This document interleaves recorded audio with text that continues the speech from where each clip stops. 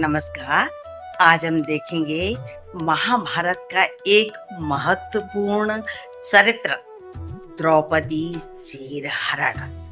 द्रौपदी चीरहरण के वक्त पूरे परिवार, पूरा कुल, पूरा समाज सब सामने बैठा हुआ है। पूरी सभा के सामने द्रौपदी को निर्वस्त्र करने के लिए दुर्योधन ने कहा और दुशासन उसकी साड़ी को खींच रहा है।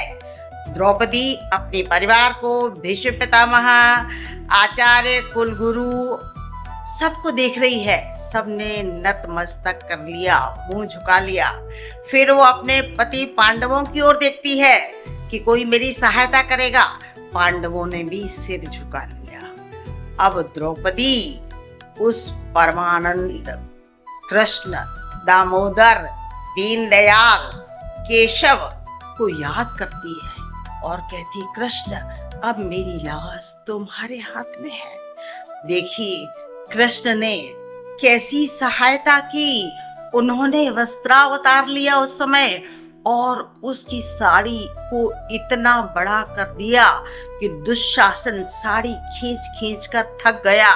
साड़ी का ढेर लग गया, पर साड़ी समाप्त नहीं होती थी। पूरी सभा आश्चर्यचकित होकर द्रौपदी को देख रही है और कवियों ने इस बात का ऐसे वर्णन किया कि साड़ी विच नारी है कि नारी विच साड़ी है, साड़ी ही की नारी है कि नारी ही की साड़ी है।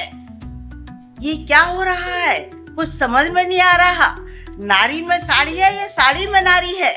तो देखिए दामोदर, दीनदयाल, भक्त वत्सल जब प्रभु कृपा करते हैं तो अपने भक्त की रक्षा करते हैं।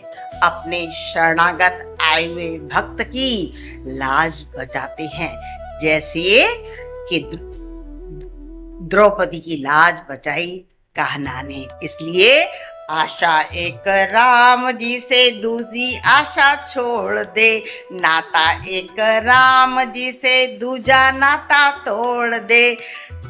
काम रस त्याग प्यारे राम रस पीजिए, जाही विधि राखे राम ताही विधि रहिए। अरे सीताराम सीताराम सीताराम कहिए, जाही विधि राखे राम ताही विधि रहिए। जाही विधि राखे राम ताही विधि रहिए।